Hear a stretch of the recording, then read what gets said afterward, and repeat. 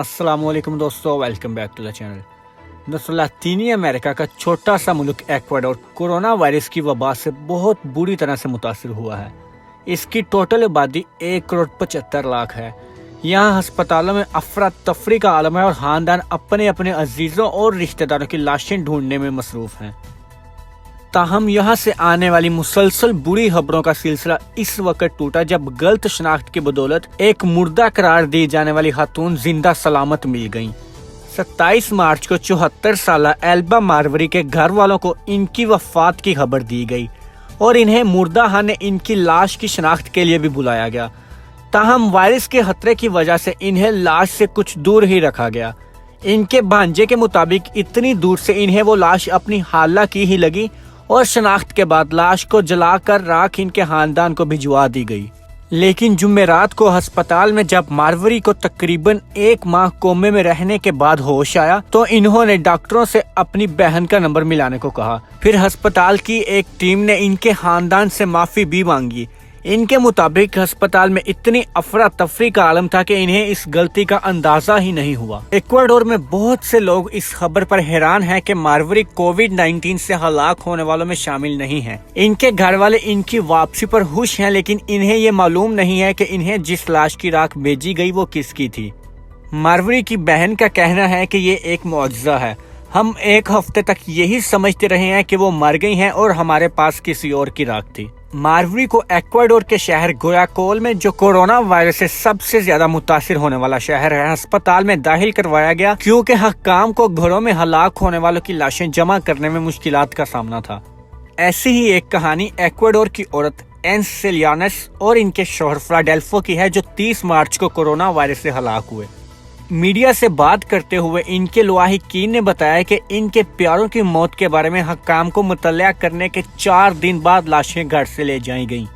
एंस की बहन ने बताया कि जब तक लाशें घर पर मौजूद थी तो इन्हें प्लास्टिक में लपेट दिया गया था, लेकिन वो ये जानना चाहती हैं कि लाशों को घर से ले जाए जाने के बाद वो क्या करें। इन्होंने मजीद बताया कि हक्काम की तरफ से ये कहा गया है कि इन्हें इंतजार करना पड़ेगा और लाशों की तदफीन के बाद इन्हें इत्तला दे दी जाएगी। ताहम इन्हें कोई इत्तला नहीं दी गई है। इन्होंने इस हवाले से अपनी शिकायत दर्ज करवा दी है और इनका कहना है अब हमें नहीं मालूम क्या करें। अब हम इसे निजाम की नाकामी कहें या कुछ और, क्योंकि सेलियानस अकेली इस सूरत हाल का सामना नहीं कर रही। एक्वाडोर में दर्जनों की तादाद में लोग अस्पतालों, मुर्दाखानों और थानों के चक्कर लगा रहे हैं। गोयाकोल शहर में मार्च के महीने में इतनी बड़ी तादाद में अमवात से सेहत का पूरा निजाम मुतासिर हुआ है।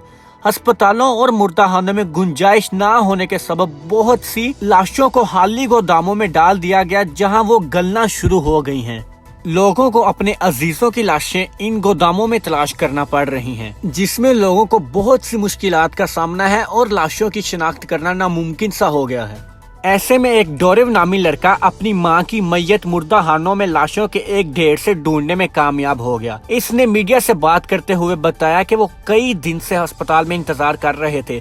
फिर हम सब ने मिलकर अस्पताल वालों पर दबाव डाला और फिर वो मुर्दाखाने के बाहर तैनात गार्ड्स को कायल करने में कामयाब हो गए और इन्होंने हमें अंदर जाने की इजाजत दे दी। इन्होंने कहा कि कुछ लोग दस्ताने और मास्क पहनकर मुर्दाखाने के अंदर दाखिल हुए और कुछ ने प्लास्टिक बैग सर पर चढ़ा लिए। यहाँ पर नाकाबिले बर्दाश्त बदबू थी। कितना हौलनाक मंजर था। इतनी ज्यादा तादाद में लाशें और जो प्लास्टिक के बैगों में एक दूसरे के ऊपर पड़ी हुई थी। और वहाँ के रहने वाले लोगों का कहना है कि हम कहाँ जाकर रोएं। ज्यादातर खानदानों को इस अफरा तफरी और कोरोना वायरस के खतरे की वजह से मरने वालों को मुनासिब तौर पर अलविदा कहने का भी मौका नहीं मिल रहा। सेलिनास की सबसे छोटी बेटी कहती हैं कि इनके तमाम रिश्तेदारों ने इनके कब्र के लिए पैसे दिए, लेकिन जब तक लाश नहीं मिल जाती तो कब्र कैसे बनाई जाए। इन्होंने मजीद कहा कि वो ये नहीं जानती हैं कि इनके वालिदैन की लाशें कहाँ हैं और ये इनके लिए इतनी तकलीफदा बात है कि वो नहीं जानती कि वो कहाँ जाकर रोएं। दोस्तों, कोरोना वायरस की वबा से सिर्फ एक्वाडोर का ये हाल नहीं बल्कि पूरी दुनिया में मैयतों के साथ यही हाल हो रहा है। कब्रिस्तानों में जगह नहीं बची। अब तो हम सिर्फ खुदा से यही दुआ कर सकते हैं कि हमारा खुदा हमें इस वबा से बचाए रखे।